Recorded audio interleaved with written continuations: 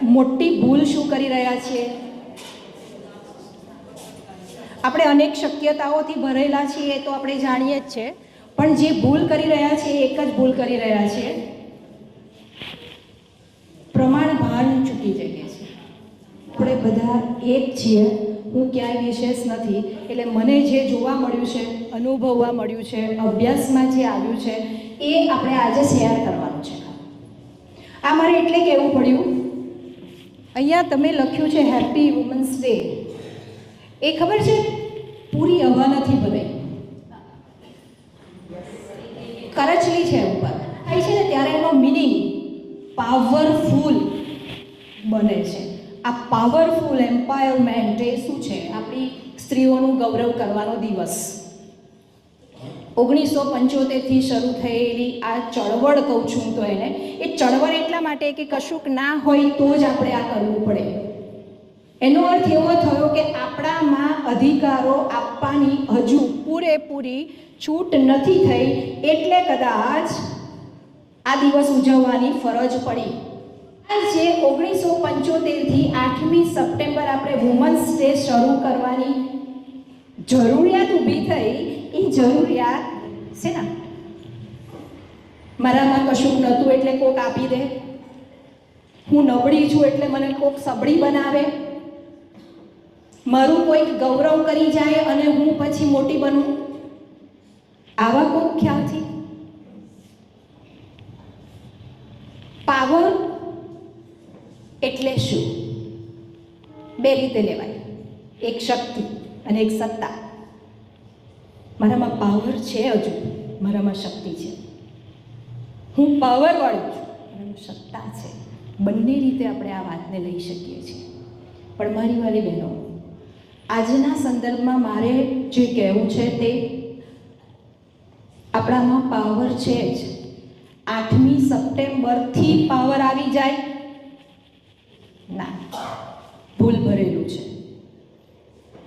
આ જે કરચલી પડી છે ને, એ કરચલી શેની છે જાણો છો? આપણામાં રહેલી મર્યાદાઓની. શક્તિ ભરપૂર આપી છે પણ મર્યાદાઓ રહી ગઈ છે, એ મર્યાદાઓને જાણવાની છે આજે આપણે. હવે શક્તિ ભરપૂર આપી છે એટલે શું? હું ધારું એ કામ કરી શકું છું, પહેલી વાત. હું નિર્ણય શક્તિ કરી શકું છું, મારા ઘરને ચલાવી શકું છું, બીજી વાત. હું મારા કુટુંબને ચલાવું છું. કેટલાક વ્યવસાય પણ કરતા હશે, કેટલાક હાઉસવાઈફ હશે પણ ઘર ચલાવતા હશે, બાળકો ભણાવતા હશે, પતિને જોબ પર મોકલતા હશે, આખા ઘરનો સ્કેડ્યુલ બરાબર ચાલતું હશે. આ બધું જ મારામાં છે. અને હું ક્યાંક આજે આપણે જ બેઠા છીએ એટલે હું બહુ અધિકારપૂર્વક કહી શકું કે આપણે ક્યાંક એવું પણ માનીએ છીએ, અને ખોટું પણ નથી, કે હું છું તો મારું ઘર છે. હું કદાચ 2 દિવસ આગી પાછી થઉં છું તો મારું ઘર વેરવિખેર થઈ જાય છે. હું પાછી આવું છું ત્યારે મને અફસોસ થાય છે કે હું શું કરવા ગઈ હતી. આ તો બધું મેં રમખાણ થઈ ગયું અહીંયા. આ દરેકનો અનુભવ છે. કારણ આપણને ખબર છે આપણી જવાબદારી ને આપણે શું કરીએ છીએ, એ કદાચ પતિને પણ ના ખબર હોય. અહીંયા મારા તો મને ઈશ્વરે સારી તક આપી છે કે મને સમજે એવા છે એટલે શેર કરી શકાય છે. એમના સાંભળતા પણ મારે જે કહેવું હોય એ હું કહી શકું. એમને એટલી ખબર ના હોય કે હું કેટલું મેનેજમેન્ટ કરીને પછી અહીં સુધી પહોંચી હોઉં, પણ મને તો ખબર જ હોય. આપણે દુઃખી થવાની વાત, મર્યાદાની વાત ક્યાં આવે છે? પોતાની જવાબદારી જે નિભાવીએ છીએ ને, એ મેં નિભાવી છે એવી મને ખબર છે, પણ સામેવાળાને નથી ખબર પડતી, એનું આપણને દુઃખ છે. સાચી વાત? મને સમજતા નથી. સવારની દોડ કરું છું, આખું મેનેજમેન્ટ કરું છું, કશી પડેલી જ નથી છોકરાને પડેલી, નથી પતિને પડેલી, એ પડી રહે છે. એ મને કોઈ સમજતું નથી, એની મુશ્કેલી છે. તો એથી બીજો મુદ્દો એ આવે, આ કરચલીવાળો. સ્વાભાવિક છે કે આ થાય જ. આપણે આખા ઘરની જવાબદારી સવારે તમે નિભાઈને આવ્યા હશો ત્યારે આ અહીં ચોંટ્યું હશે, અને કેટલુંય વચ્ચે મગજમાં ચાલતું હશે પ્રિન્ટ, પાછી ઘેર ફોન કરવાની ને આ ને તે ને પેલું રહી ગયું, આ રહી ગયું, આ બધું. એટલે આ પ્લીઝ કોઈ ખોટું ના લગાડતા, આ મેં માત્ર પ્રતીક લીધું છે, મારે જે સમજાવવું છે એ મને બહુ સરળ પડશે. એટલે હવે વાત આવે છે મને કોઈ જે સમજતું નથી એની, જે મેં વાત કરી કે આટલું બધું હું મેનેજમેન્ટ કરીને આવું છું છતાંય મને કોઈ સમજતું નથી, તો કોઈ સમજવાનું પણ નથી. આજે હું માત્ર વાસ્તવિકતા કહીશ એટલું જ નહીં, એની સાથે એના ઉપાય આપીને જ જવાની છું. અનુભવે જે ઘડાઈ છું તે. હવે વાત આવે છે કે મને કોઈ સમજવાનું નથી, એવું આત્યંતિક વાત મૂકી દીધી એટલે મારે કરવાનું છે શું? મારે મારા વિચારોને બદલવાના છે. હવે વિચારોને બદલવું એટલે આમ સ્વિચ પાડી અને બદલાઈ જાય? પ્રયાસ કરવો પડે છે. મારે મારા વિચારને બદલવા હોય તો પ્રયાસ કરવો પડે. હું સવારથી આજે 5 વાગે ઉઠી હોઉં, 5થી છેક અહીંયા 8 વાગે આવવા માટે સુધીની મેં જે દોડધામ કરી હોય, તમે સવારે વહેલા ઉઠ્યા હશો, ગઈકાલ રાતથી આજની આયોજન ચાલતું હશે, અને પછી સવારમાં બધું મેનેજમેન્ટ કરીને અહીંયા આવ્યા છો, અને પછી આપણે અપેક્ષા રાખીએ જ છે કે મને કોઈ સમજે. સમજવાનું નથી, વિચાર બદલવાનો છે.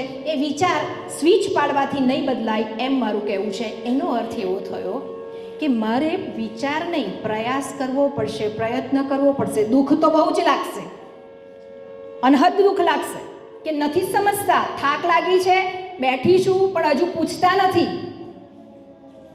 આવું અહીંયા ચાલ્યા જ કરે છે. આપણા સંઘર્ષો અહીંયાથી શરૂ થાય છે. વુમન શક્તિશાળી છે, આગળ નીકળી ગઈ છે, છેક સુધી પહોંચી ગઈ છે, એ બધી વાત બરાબર છે. આર્થિક, સામાજિક, રાજનૈતિક બાબતે હજુ આપણી પ્રવાસ ખેડવાનો બાકી છે.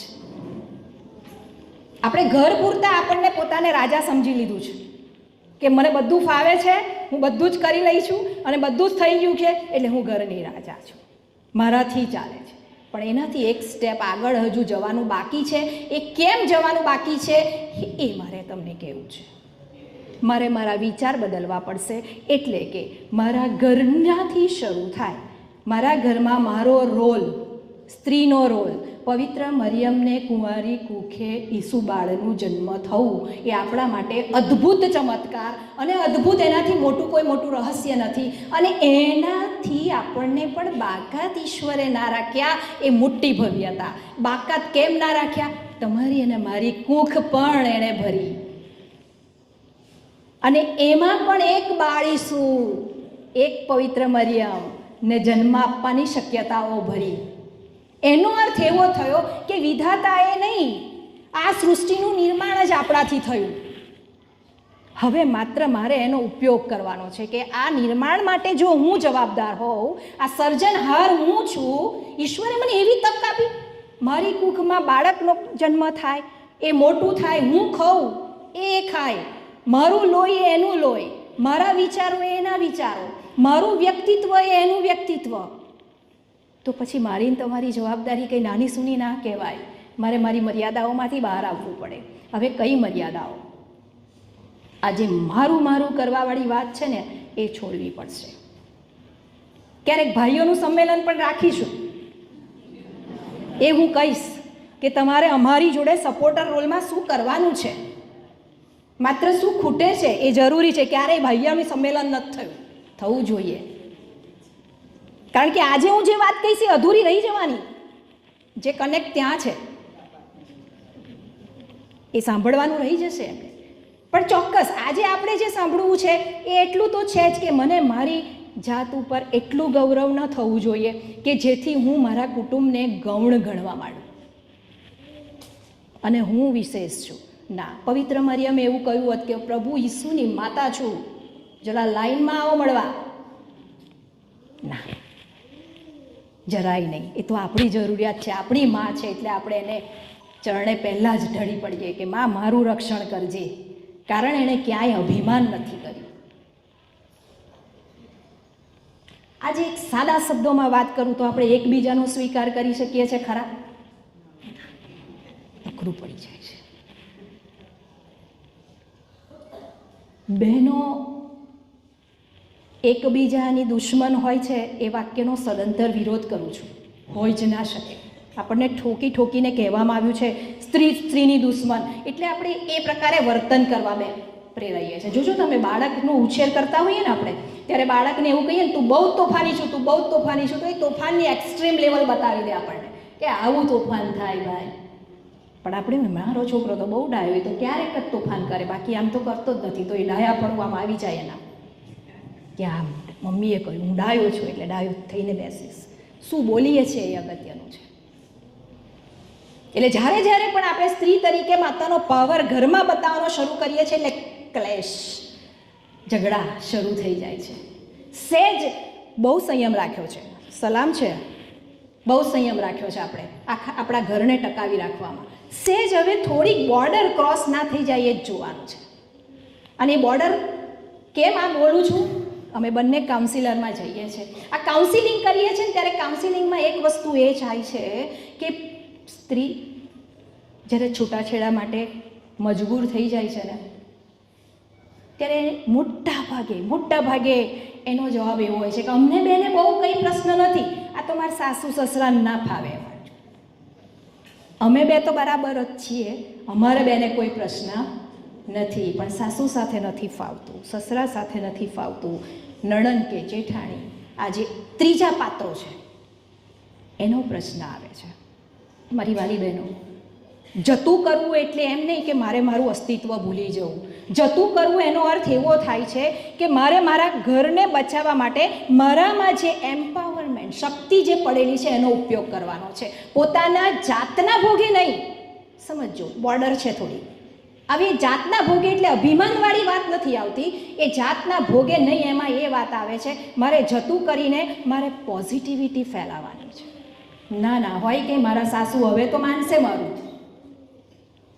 આમ તો રોજ નથી માનતા પણ હવે હું કહું તો માને. આજે બોલવાની પદ્ધતિ આપણી જે બદલવી પડશે તે સાસુઓને પણ નમ્ર ભાવે કહેવું પડે. માતા પિતા બધાને છોડીને જ્યારે દીકરી આપણા ઘરે આવે ત્યારે આપણે એને વહુ તરીકે જ સ્વીકારવાની છે, દીકરી બનાવવાની ભૂલ જ ના કરતા. એ વહુ જ છે, પણ વહુ તરીકેનો દરજ્જો આપવાનું ચૂકશો નહીં. એ મારા ઘરની વહુ છે, મારા ઘરના પ્રસંગો, મારા ઘરમાં આવનાર મહેમાન, મારા ઘરમાં આવનારી એક એક ઘટનાઓ એ મારા વહુથી અજાણ ના હોવી જોઈએ. મારી વહુ છે, મારા પછીનો વારસો, મારી પેઢીઓને ચલાવનારી આ ભવ્યતા એને મળવી જોઈએ. દીકરીની દોટ જ નથી અહીંયા, દીકરી દીકરી જ રહે, વહુ જ રહે, ક્યારેય ભેગું નહીં કરવાનું. આ વહુ તો મારી દીકરી જેવી છે, ના શું કામ, એને એની મમ્મી આપી જ છે. એનો અર્થ એવો નથી કે દીકરી ગણવી એ ખોટું છે. સમજો, એ દીકરી સમાન ગણવામાં વાત ત્યાં આવે છે કે જે ઘરની કુટુંબની જવાબદારી છે ને એ નિભાવવાની વાત છે. અહીંયા એ વહુ તરીકે નિભાવી શકશે, દીકરી તરીકે નહીં.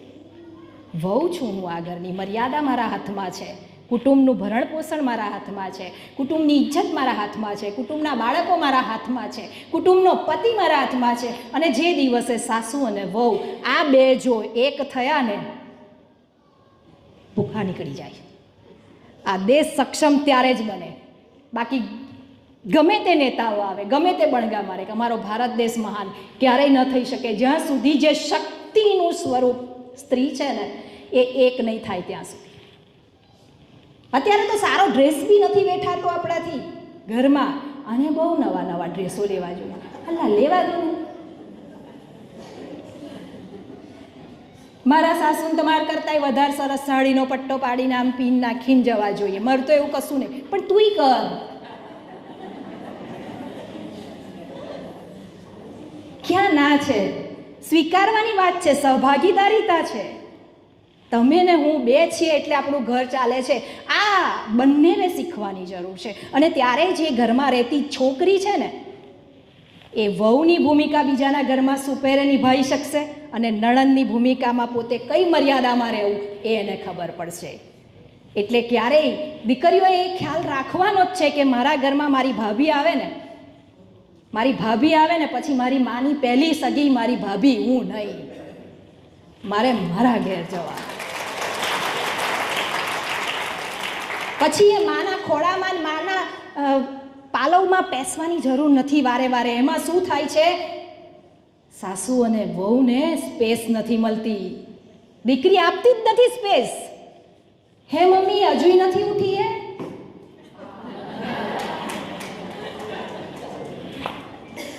અલા ભાઈ તું તારું જો, તું ઉઠી ગઈ, બેસ્ટ, સરસ, ગુડ, અભિનંદન. પણ મારી મમ્મી અને મારા ભાભીને બને છે એનું ગૌરવ નણંદને થવું જોઈએ, અને નથી બનતું એની ચિંતાય થવી જોઈએ. કેમ ના બને? બનવું જોઈએ. આ છે સહભાગીદારીતા, આ છે ટાઈટ હવા. આટલી જ વાત. આપણે માત્ર વિચાર બદલવાનો છે, જીવવાના વિચાર બદલવાના છે. છોકરીઓને આપણે એટલી છૂટ આપી દઈને મોકલીએ છીએ કે તને કોઈ કહેતો શું, હું બેઠી નથી આટલી. અને વહુ એમ કે મારી મમ્મીએ મને એવું શીખવાડ્યું છે, કોઈ કહેતો શું. ક્યાં જઈને અટકશે? એકબીજાનો હાથ પકડવાની વાત જ નહીં આવે. અને તાવ આવે છે ત્યારે વહુને માની અને માને વહુની જરૂર પડે છે. અને ત્યારે એકબીજાના જે નજીક હોઈએ ને એના જેવો બીજો આનંદ નહીં. હું મારે ગૌરવ સાથે કહી શકું કે મારા સાસુ જે દિવસ બીમાર પડ્યા, આ ઘરે હતા, અને એવા બીમાર પડ્યા કે એમને એવું જ લાગતું હતું કે હવે હું ના રહું, જતી રહું એમ. એટલો બધો કફનો એમને તકલીફ છે. એટલે હું કોલેજ ગઈ, એમને રજા હતી, એ ઘરે હતા, અને એ મને ફોન કરે છે કે મમ્મીને તબિયત બહુ બગડી છે, તું આવી જા. મેં અમને એવું કહ્યું, આમાં કશું ખોટું નથી ને? સાક્ષીપુર જોયું નહીં, મારે બહુ અધિકાર અને પ્રામાણિકતાથી બોલવાનું છે, જે જીવીશ એ જ કહેવાનું છે. એમણે મને ફોન કર્યો તું આવી જા, એટલે મેં એમને એવો જવાબ આપ્યો કે તમે દવાખાને પહોંચો, કારણ કે હું સંતરામ મંદિર વચ્ચોવચ્ચ મારી કોલેજ આવેલી છે, એટલે મને બધું જ એક સરખું ડિસ્ટન્સ પડે, ઘર બહુ દૂર પડી જાય. એટલે મેં એમને એવું કહ્યું તમે દવાખાને પહોંચો, હું ત્યાં આવી જાઉં. એમણે મને શું કહ્યું ખબર છે? તારા વગર મમ્મી માનવાની નથી. પહેલી વાર મને એવો અહેસાસ થયો કે હું ઘરમાં મારું મહત્વ કશું છે. અમે ક્યારેય લડ્યા નથી, પણ એનો અર્થ એવો નહીં કે મન દુખો નથી થયા, ઘણાય થાય. મારી લાગણી ના સમજ્યા હોય, હું એમની ના સમજી હોય, આ બધું જ છે. કે આ બધું એવું નથી કે બધું સોના જેવું છે, પણ મેં લેટ ગો કર્યું હશે ક્યાં, ત્યારે એમને એવું થયું હશે કે એને આવવા દો, એ કે પછી દવાખાને જઈએ. અને જેવી હું ઘરે આવી એટલે મારા સાસુ પથારીમાં જ હતા, અને એમણે મારો હાથ પકડીને એટલું જ કહ્યું, હવે તો હું જતી રહેવાની પ્રીતિ. મેં કહું હોતું હશે, ચાલો હવે આપણે બેવું. અને પછી અમે ગાડીમાં લઈને ગયા. અત્યારે એ સરસ મજાના પેપર વાંચતા હશે. મારો કહેવાનો આશય એ છે કે આ કુટુંબની વાત થઈ, કુટુંબમાં મારે વિચાર બદલવાનો છે. સાસુ વહુ નણંદ આ એક સાથે મેં તમને વાત કરી, મારે માત્ર સ્પેસ આપવાની છે. જતું કરવું એટલે એ કાયમ ના બાંધી રખાય. વહુની બધી જ વાત સાસુને ન જ ગમતી હોય, કેમ કે સાસુ અનુભવે ઘડેલા છે, બહુ દુનિયા જોઈ હોય, એટલે સ્વાભાવિક છે કે વહુની એવી વાતો થાય કે આ યાર તું ના કરીશ, આ તો બહુ ખરાબ, તારી આ ટેવ તો મને નથી ગમતી. હોઈ શકે, પણ કહેવાની રીત બદલવી પડશે. હું જ સાચી છું એ વાત પુરવાર કરવામાં બે રસ્તા હોય. બેટા મને આવું લાગે છે, તું આવું કર તો સારું, અને આપણે બેઉ થઈને આવું કરીએ તો કેવું? ન માને એવું ના બને. આ જ વસ્તુ વહુએ પણ બહુ અધિકારપૂર્વક સ્વીકારવાની જરૂર છે કે મારા સાસુ છે, એમની આગળ હારવામાં જ જીત છે. જે પોતાના હોય એની આગળ વળી હરીફાઈ છે નહીં, એમાં તો હારવામાં જ જીતેલા કહેવાય. જતું કરવાનું છે, જતું કરવાનું. હું હારી ગઈ માં, જા ને, શું વાંધો છે, કેમ કે તારો છોકરો તે મને આપ્યો. સહેજ જતું કરીએ છે ને, ઈશ્વર છપ્પડ ફાડ કે દેતા હે. તરત જ તમને બીજા દિવસે અનુભવ થાય કે આજે અમને મારા પતિને મારા પર આટલો બધો પ્રેમ કેમનો આવ્યો. પહોંચે છે. તે મારી માને સાચવી છે, હજુ હમણાં મને બસમાં નથી આવવા દીધી. એ જબરજસ્ત કંઈક મેનેજ કરી લે કે મને ગાડીની વ્યવસ્થા કરી આપે. ઈશ્વરે એટલી સમૃદ્ધિ આપી, ઈશ્વરનો આભાર. અભિમાન નથી કરતી, પણ એટલું મેનેજ કરી આપે કે તું બસમાં ના જઈશ. એટલી તો ખબર છે કે એને બહુ બધું મેનેજ કરવું પડે તો બસમાં નહીં. એનો અર્થ એવો કે હું બસમાં જાઉં છું એટલે દુઃખી ના. ક્યારેય બીજાની સરખામણી આપણી જોડે નહીં કરવાની, આપણા ઘરની સરખામણી નહીં કરવાની, આપણા સાસુની સરખામણી નહીં કરવાની, આપણી વહુની સરખામણી નહીં કરવાની. કારણ કે આપણા ઘરમાં આપણે બે જેવા સ્તંભો છે, સાસુ અને વહુ, જે આખા ઘરને ચલાવી શકીએ. પુરુષને શક્યતા આપી છે, શક્તિ આપી છે, શક્તિનું સ્વરૂપ છે. એ ઘર ના ચલાવે તો ઘર ના ચાલે, સમજી લો. એ સવારમાં બહાર નીકળે છે ત્યારે આપણા જેમ રોદડા નથી દીખતા, આ રોજની જેમ જવાન થયું. કોઈ પુરુષ બોલે છે, તૈયાર થઈ જાય છે. એમાંય જો કે તમારો જ રોલ છે, કેમ કે તમે એટલું સરસ એની આખો ટાઈમ ટેબલ સાચવી આપો કે નહીં, ઉત્સાહથી જાય. પણ આવે ત્યાં સુધી કજિયા કંકાસ નહીં. જે કહેવું છે ને એનો ટાઈમ જોજો. આઈન તરત ચા પીવડાવતા પીવડાવતા નહીં કહેવાનું, આજ તો ખરું થયું હો, સવારથી માર પાછળ છે.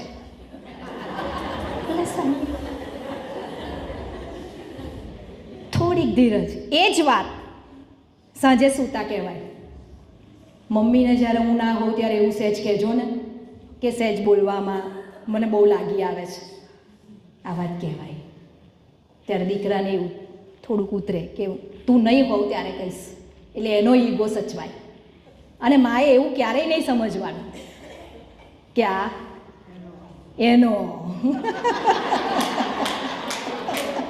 નહીં, એનો નહીં. કેમ? મારી દીકરીને મેં સાસરે વળાવી છે, એ એનો ના થયો હોત તો આપણને કેટલું દુઃખ થાત કે મારી છોકરી ત્યાં ગઈ છે પણ પતિ એનું ઉપરાળું જ નથી લેતો. ત્યારે આપણે 10 ઘેર કહેવા જઈએ છીએ. બહુ પ્રમાણિકતાથી સ્વીકારજો કે મારી છોકરીને બહુ તકલીફ છે, એનો મિસ્ટર એની કદી પક્ષ જ નથી લેતો. તો આપણે બેઉ પક્ષે એટલી જ છૂટ રાખવી પડે. બેઉ પક્ષે વિચાર બદલજો, ખાલી જીવવાનો વિચાર બદલજો. બીજા મુદ્દા ઉપર આવું છું. સંઘર્ષ આવે છે ક્યાંથી? સામાજિક અને આર્થિક આપણે સક્ષમ બનવાની જરૂર છે. સમાજની બહાર જ્યારે જઈએ છીએ ત્યારે તમે આ જે એક ફલક પર ભેગા થયા છો ને, ફાધર ખરેખર હૃદયથી અભિનંદન. કેમ કે બહેનોને ભેગી કરવી અને એમાંય કંઈક સાંભળવું, અને એમાંય પાછું ધીરજપૂર્વક અને વાતો વગર,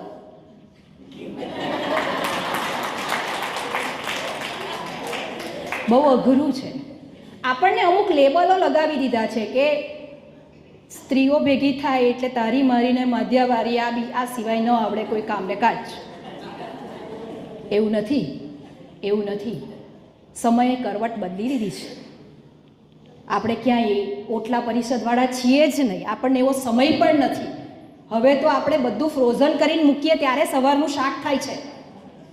હવે કયા ઓટલે બેસવાનું, ક્યાં ભાજી સમારવાની? હમણાં જ મેં ક્યાંક હું ગઈ હતી, ત્યાં બોલી એમ કે હવે આ શાકભાજીની લારીઓ કરતાં સમારેલી લારીઓ આવે તો કેટલી મજા આવે. સમારેલી લારીઓ, ભાજી સમારેલી, તુવેર ફોલેલી, બટાણા ફોલેલા, સાસુ બહુ ખુશ થઈ જાય, લઈ લે લઈ લે. એનાથી જ અડધા પ્રશ્નો છે.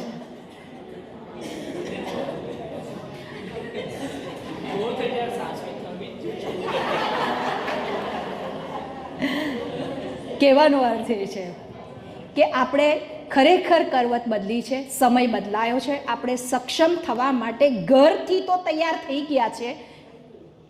મેં ઘરમાં એક જ મુદ્દો કહ્યો, વિચારો આપણા નથી બદલાયા. કામથી આગળ છો, આપણા હોદ્દાથી આગળ છીએ, આપણી જવાબદારીથી આગળ છીએ. માત્ર નકારાત્મકતા અહીંયાથી જતી રહે ને તો જ સમાજ નોંધ લેશે આપણી.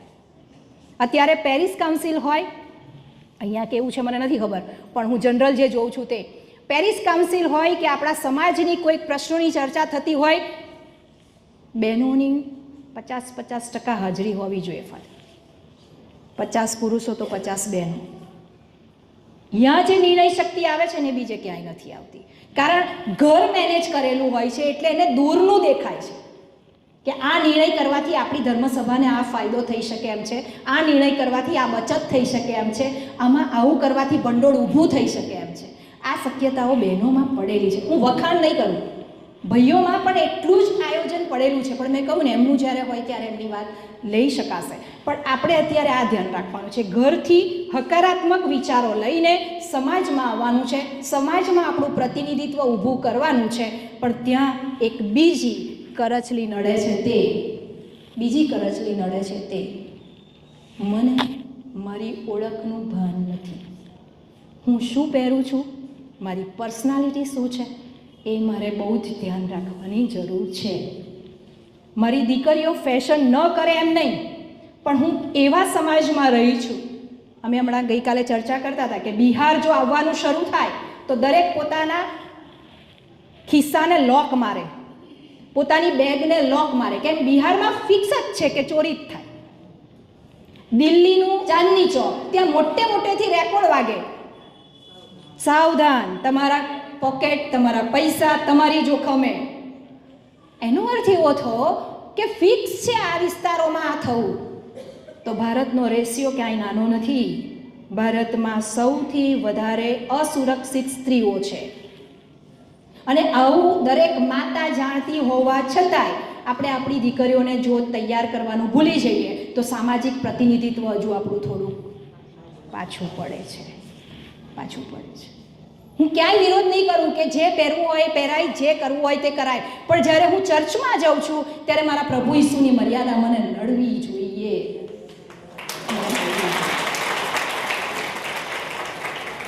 અને મને જ્યારે શાસ્ત્ર પાઠ આપ્યો હોય ત્યારે જો મેં ઓઢણી નાખવાનું ભૂલી ગઈ હોય, બની શકે આપણે જીન્સ પેન્ટ પહેરતા હોઈએ તો એ ઉપર ટોપ પહેરી હોય, ઓઢણી રહી ગઈ હોય, પણ મારી નમ્ર વિનંતી કે શાસ્ત્ર પાઠ આપ્યો છે તો આપણે કોઈકની ઓઢણી લઈને ઉપર વાંચવા.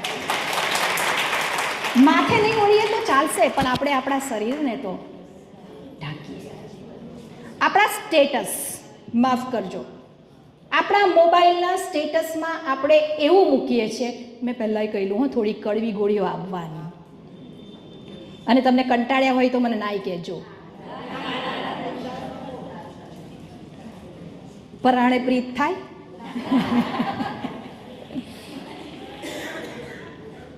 આપણા મોબાઈલના સ્ટેટસ એટલે એક ગુજરાતી અર્થ, ફાધર કેવો કરાય સ્ટેટસનો? ગુજરાતી અર્થ ઓળખ. કેટલો સરસ શબ્દ નાનો આપી દીધો એમણે, આપણી ઓળખ.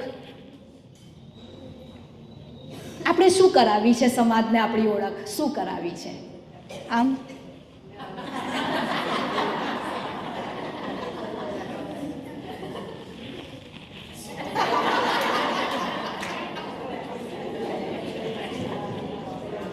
થોડી પ્રમાણભાન રાખવા જેવું લાગે છે ને, થોડુંક પ્રમાણભાન રાખવા જેવું લાગે. એનો અર્થ એવો નહીં કે મારે મારા ફોટા ન મૂકવા જ. હું ખુશ છું, મારું પરિવાર અતિ સુંદર ઈશ્વરે આપ્યું છે, અમે બધા બહાર ગયા હતા, અમે આ ખાધું, મુકાય, કંઈ વાંધો નહીં, પણ મેં શું પહેર્યું છે ને એ બહુ અગત્યનું છે. કેમ? મારા ઘરમાં મારો દીકરો અને મારી દીકરી છે જે આ જોવે છે. આ નહીં ચલાવી લેવાય. અને એટલે આપણે અત્યારે જે દિશામાં જઈ રહ્યા છીએ એ જોખમી દિશામાં જઈ રહ્યા છીએ. આપણે દારૂ પીતા એમ કહીએ છીએ કે બેટા દારૂ ના પીતો, બહુ ખરાબ. કંઈક આવું જ છે. ફોન શું કરવા વાપરે? તારા ફોન ને તારા કપડાં તો જો, તું કેવો લાગુ છું, તું કેવી લાગુ છું, આ તો નથી સારું લાગતું. પણ એણે કાલે તમારું સ્ટેટસ જોયું તું, કઈ રીતે તમારી વાત માનશે? કઈ રીતે માનશે? પણ એની સામે આપણો ફેમિલીનો ફોટો હોય ને નીચે લખ્યું હોય પ્રભુએ આપેલું સુંદર દાન એટલે મારું કુટુંબ. તો મારું બાળક કદાચ અવળે રસ્તે જતું હશે ને સ્ટેટસ જોઈને એવું થાય કે મારી મમ્મી મનમાં આટલો ઊંચો ખ્યાલ છે આપણા પરિવારનો, મારથી કંઈ ખોટું કામ ના થાય. રોકાશે પગ, આપણા બે શબ્દો રોકશે. એ જ વસ્તુ સારા દેખાવાનો દરેકને હક છે, પણ એ પોતાના પરિવાર માટે, અન્ય માટે નહીં. આ પ્રમાણભાન, આજે કરચલી કહું છું ને તે આપણા પરિવાર માટે. અમે બહુ જ ફોટા પડાવીએ છીએ. મારી દીકરીને, અમને લોકોને, એને તો કંટાળોય આવે કે મમ્મી ફોટા ના કરશો ને મને ફરવા દો. પણ એ ફોટા નવરાશમાં અમે જે જોઈએ છે ને એનો અદ્ભુત આનંદ, એક પ્રવાસ ગયા હોય એવું બીજું યાદ તાજું થઈ જાય. કમ્પ્યુટરમાં ચાલુ કરીએ, લેપટોપમાં ચાલુ કરીએ તો અરે કેટલી મજા આવેલી નહીં, પછી આમાં આ થયેલું નહીં, પછી તમે બે ઝઘડેલા નહીં.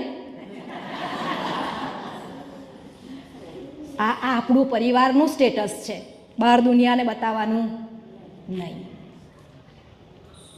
આ પ્રમાણભાન દરેક માતાએ રાખવાની જરૂર છે.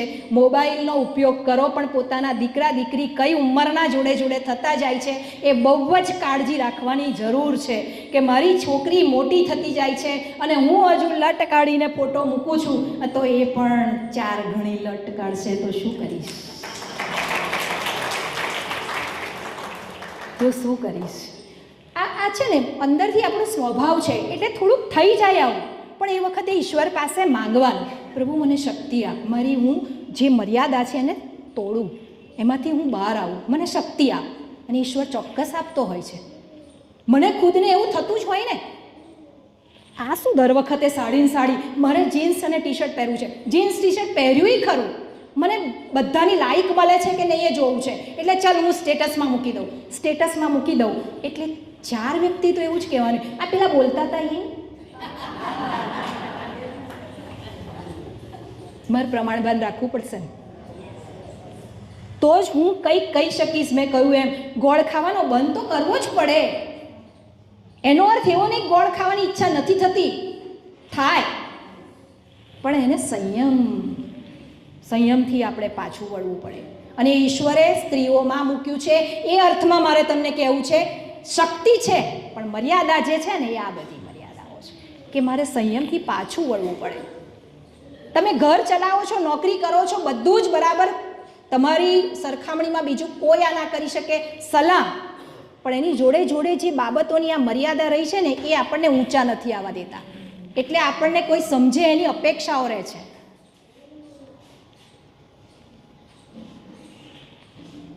બીજું મેં સમાજની વાત કરી, સ્ટેટસની વાત કરી, આપણા ચારિત્રની વાત કરી, કઈ રીતે આપણે જીવવું છે એની વાત કરી. થોડીક મર્યાદા આપણામાં આવવી જ જોઈએ કપડાની બાબતમાં, ઉછેરની બાબતમાં. દીકરીઓને પહેલેથી એવી તૈયાર કરો કે બધું સગવડિયું નહીં, થોડાક ઉજરડા પડવા દેવા પડશે, તો જ એ આ સમાજ સાથે તાલ મેળવવા સક્ષમ થશે. એને જમવાનું બનાવતા આવડી જાય, ના ટેન્શન કરશો, ભૂખ લાગે એટલે આવડી જ જાય. એ જરૂર નથી. એક સારી દીકરી કેમની બને એ જરૂર છે. તું તો આવડી મોટી થઈ, ઘરમાં ઝાડુ જ નથી માર્યું, અરે નથી જરૂર. તમારા સંસ્કાર એમાં આવવાના જ છે કે જ્યારે એની જવાબદારી આવશે ને તો ઘરમાં કચરું નહીં પડી રહેવા દે, એ વાળી જ નાખવાની છે. એની તાલીમ આપવાની જરૂર નથી. આપણે અવળી દિશામાં ગયા છીએ. મારી દીકરીને મારે બહુ સરસ જમવાનું બનાવતા શીખવાડી દેવું છે, બહુ સરસ સફાઈ કરાવતા, ના, એ ભૂલ ના કરતા. એને એક હોદ્દા ઉપર જઈ શકે એવી સક્ષમ બનાવી છે. અને એ હોદ્દો એટલે કેવો હોદ્દો? એને કોઈના આધારિત ના રહેવું પડે. કોઈના આધારિત એટલે પતિના પણ નહીં. આનો અર્થ એવો કે એમના આધારિત ના રહેવા માટે મારે વિરોધ કરવાનો છે? ના. સમાનતા એ અર્થમાં કે તમે હવે બહુ થાકી ગયા, તમે હવે નિરાંત રાખો, હું છું ને, એ સમાનતા. તમારે શું, અમે કમાઈએ છીએ, નકારાત્મકતા છે. વિચાર બદલવાની વાત વારંવાર આવશે. મારે મારી જાતને મોટું કરવા માટે મારે એક હોદ્દા પર મારી દીકરીને તૈયાર કરવાનો અર્થ એ છે કે સ્ત્રીઓની ત્રીજી સમસ્યા એ છે કે આપણે આધારિત બહુ છે, ડિપેન્ડ. એ મારી લાગણી સમજે, એ મને વખાણે, એ મને માન આપે, એ મારી કદર કરે, આ બધા ડિપેન્ડના ભાવ છે. આપણે આધારિત છીએ. શું કામ? હું જે કરું છું એ બરાબર કરું છું, જવાબદારીપૂર્વક કરું છું, મને મારું ગૌરવ છે, એનો આ દિવસ છે. રોજ ગૌરવ થવું જોઈએ, 8મી સપ્ટેમ્બરે જ નહીં, રોજ ગૌરવ થવું જોઈએ. હું જે કરું છું બહુ સરસ કરું છું. અને મારામાં ફાધર અશોક એલેક્ઝાન્ડરે એક વખત અધિવેશનમાં બહુ સરસ કહેલું, લોટ બાંધવાની પરાઈને પવિત્ર કરો. આ રોટલી વણવાને પવિત્ર કરો મેં મારી લાઈફમાં પહેલી વાર સાંભળ્યું. કેમ કે આપણે ઘણી ખરી બધી મુશ્કેલીઓ એ રોટલી પર કાઢતા હોઈએ છીએ. બધું મારે જ કરવાનું, બધાને હાજર જોઈએ છે, બધાને તૈયાર જોઈએ. આ બધી જ રીશ આપણી એ રોટલી પર નીકળતી હોય છે. અને પછી એ રોટલી આપણે આપણા પરિવારને પીરસીએ. ઈશ્વરનો આશીર્વાદ ના તમને ના પરિવારને. આપણે અધ્ધરને અધ્ધર કર્યું ખરું, પણ નકારાત્મકતાથી કર્યું. ખરેખર આપણી ભાવના બહુ ઊંચી છે કામ કરવાની, પણ નકારાત્મકતા આપણને થોડાક નીચા કરે છે. એ જવું જ જોઈએ, કળવું જ જોઈએ. એ મર્યાદા મારી બધાની છે. હું ખુદ હવે પ્રયાસ કરું છું કે નહીં, શાના માટે ગુસ્સો? આખરે મારું પરિવાર છે, એના વગર મારી ઓળખ નથી. હું ક્યાંક છું અત્યારે, તૈયાર થઉં છું, તો એ તો આના લીધે. એ સિવાય મને વખાણનાર કોણ? તો પછી એના માટે મારે બનાવવું પડે તો રસોઈવાળા બનાવી લેવાય. અરે થાય, પૈસા છે, રસોઈવાળા રાખી લેવાય, બધું ખરું. પણ ઐશ્વર્યા રાય હોય ને કે એલિઝાબેથ હોય ને, તો એ રસોડાની જવાબદારી એ એના ઉપર રાખશે. ભલે બનાવશે નહીં, પણ એ મેનેજમેન્ટ તો એનું જ. અત્યારે અનંતનું લગ્ન ચાલી રહ્યું છે. તમે જુદા જ સ્વરૂપમાં નીતા અંબાણીને જોઈ શકો છો. જુદા જ સ્વરૂપમાં, એક માં સિવાય એનામ બીજું કશું નથી દેખાતું અત્યારે. એ જે ચાલે છે બધું ગૌરવ એનું એક બાજુ છે ને બીજી બાજુ એક જ વસ્તુ છે, કશી કચાશ ન રહેવી જોઈએ. એટલે એની આંખો પણ તમે જો, તો હું તો સાયકોલોજીનું છું એટલે બધો અભ્યાસ કરું ઝૂમ કરીને. સાડી નહીં જોવાની, અરે સાડી બહુ મસ્ત પહેરી છે, હા પહેરી છે, કરોડો રૂપિયા છે, 1 લાખ રૂપિયાની તો સવારની ચા પીવે છે. હવે એવું તો શું નાખે છે અંદર ખબર? ચાના ખાંડ સિવાય બીજું શું હશે એવું? કાં તો પછી ભેંસે દૂધ સોનાનું આપતી હશે, શું ખબર નહીં. એ પણ 1 લાખ રૂપિયાની ચા થાય છે. ઓકે, પણ એ નીતાઈ એવું જ વિચારે કે મેનું હું કહીશ, રસોડું આવી રીતે જ થશે હું કહીશ, મહેમાનોનું સ્વાગત તો આવી જ રીતે થવું જોઈએ હું કહીશ, કારણ કે એનામાં એ શક્તિ ઈશ્વરે મૂકી છે.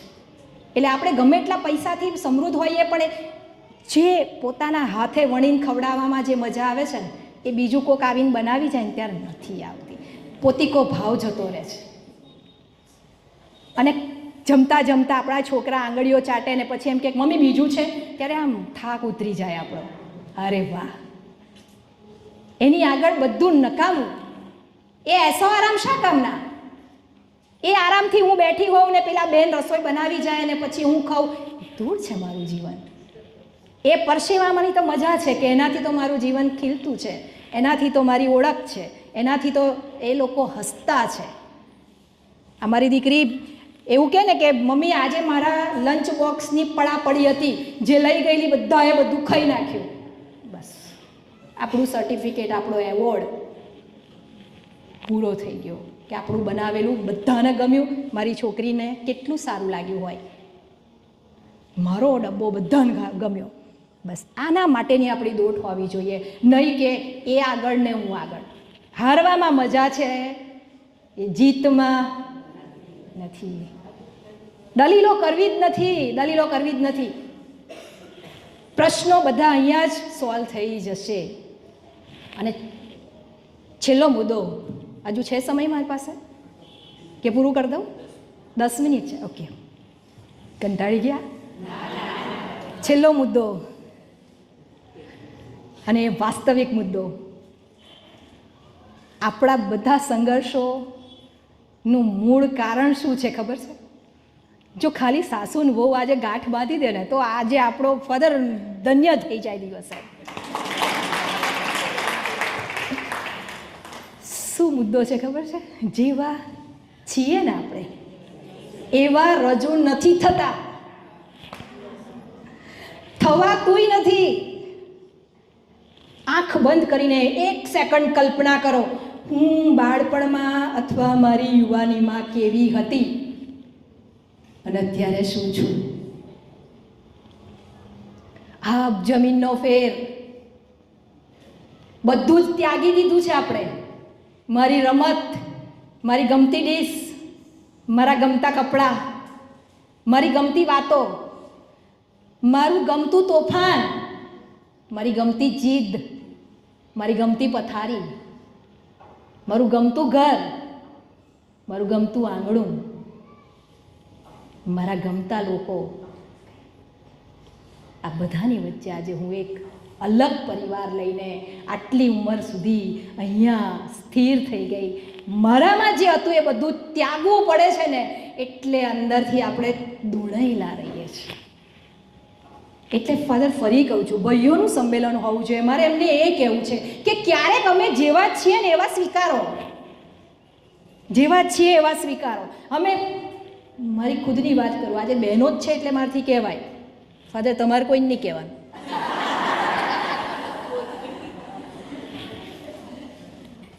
સોફાની ઉપર પગ હોય, બેવ પગ અદ્ધર હોય અને માથું નીચે હોય, એવું સુવાની મારી પિયરની ટેવ.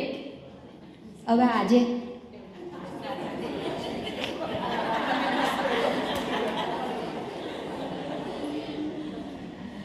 ઘરમાં એન્ટર થતાની સાથે જ જે જોબ કરતી હતી ત્યારની પણ વાત કરું, કુંવારી હતી ને જોબ કરતી હતી, એ પર્સ આમ ફાટ કરતું સોફા પર નાખવાનું અને રસોડામાં જઈને ક્યાં બનાયા હે આજ, એ કહેવાની મારી આદત.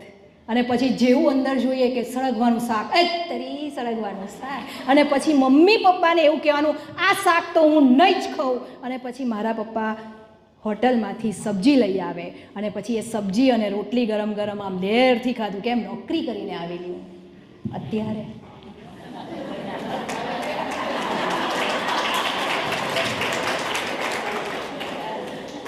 આ બધું દબાયેલું છે.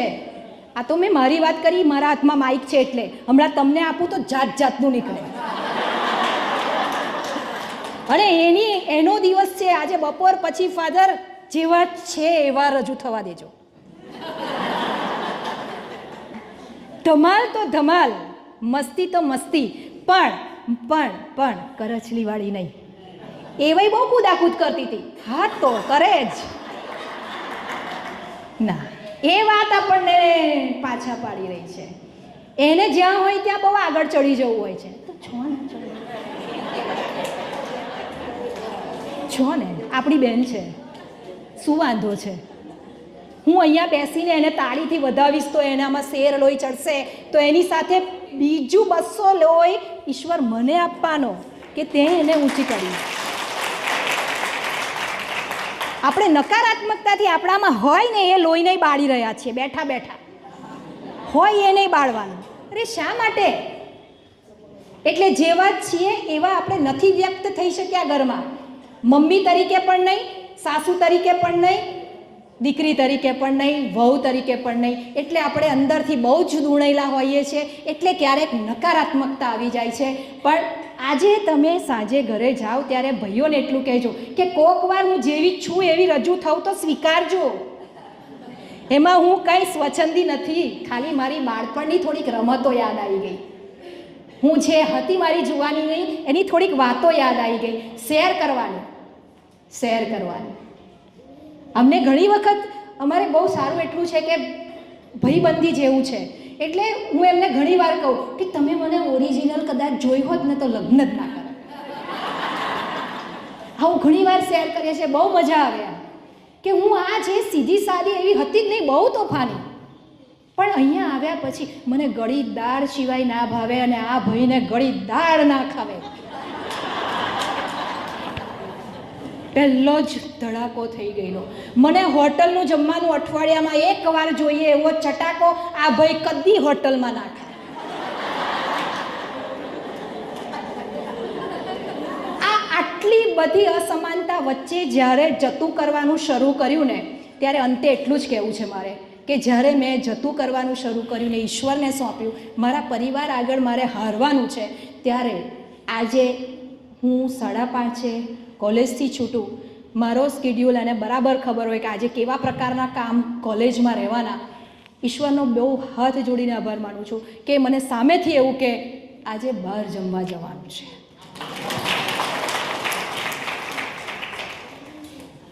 આ બદલો વાર લાગે છે, સમય આપવો પડે છે, તરત નહીં થાય. બાકી હું બી એવું કહેત કે, અને મેં મારા નાના ભાઈને કહ્યું હતું, અમે આ તો અમારા ઘરમાં બહુ છૂટથી ચર્ચા થાય છે, એટલે મેં ભાઈને એવું કહ્યું, ભાઈ આ વાત રહેવા દે, આમાં નહીં લોચો પડશે, એ બહાર નહીં ખાતા, આવું બધું છે, અમારા બેમાં બહુ જ જુદું છે.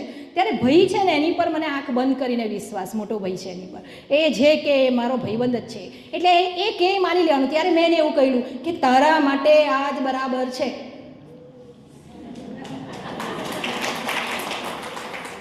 અને પછી નહીં તો દરેક વખતે હું ફરિયાદ ભાઈ આગળ જ કરું, એની એ પણ એક ઈમાનદારી રાખવાની, કશું છૂપવું નહીં, પોતાના પતિથી કશું છૂપવું નહીં. એમની હાજરીમાં જો એવું બોલું, આમને કહી દેજે હું એકેય વાર હજુ બહાર નહીં આવ્યા.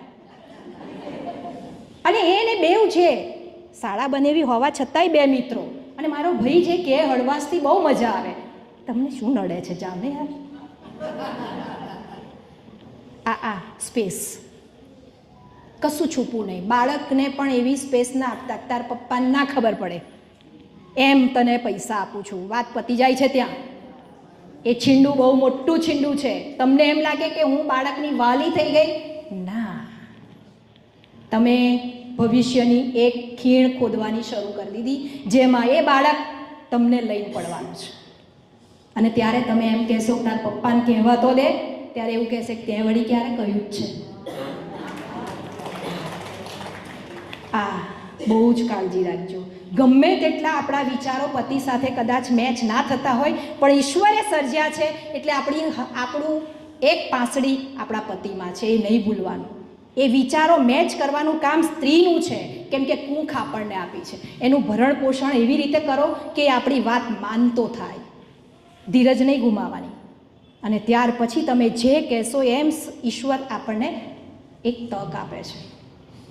ચલ, તે આટલું જતું કર્યું છે, હું તારી સાથે જ છું, ચલ હું તને સહાય કરીશ.